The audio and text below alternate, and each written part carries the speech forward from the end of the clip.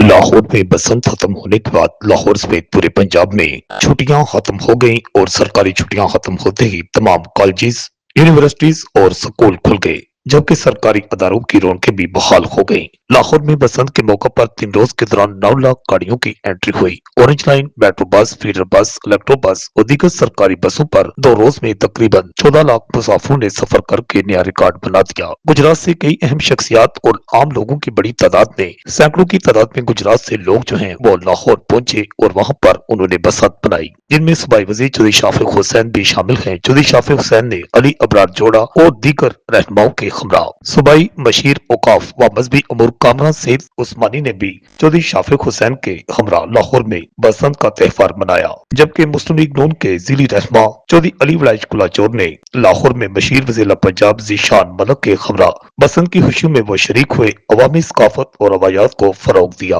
पूरे पंजाब से बताया गया है कि लाखों की तादाद में लोग जो हैं वो वहां पर लाहौर पहुंचे थे। अब वज़ीर पंजाब मरियम नवाज की जानिब से लाहौर के बाद पंजाब के दीगर शहरों में भी सेब बसंत मनाने का ऐलान किया गया है। बताया गया कि गुजरांवाला, फैसलाबाद डिवीजन की सतह पर बसंत मनाई जाएगी, जबकि गुजरात के अवाम की जानिब से मुतालबा किया जा रहा है कि ईद के बाद गुजरात, गुजरांवाला और फैसलाबाद दीगर शहरों में बसंत मनाने का ऐलान जो है मुतवक्को है। रिपोर्ट आकाश नियाजी, गुजरात।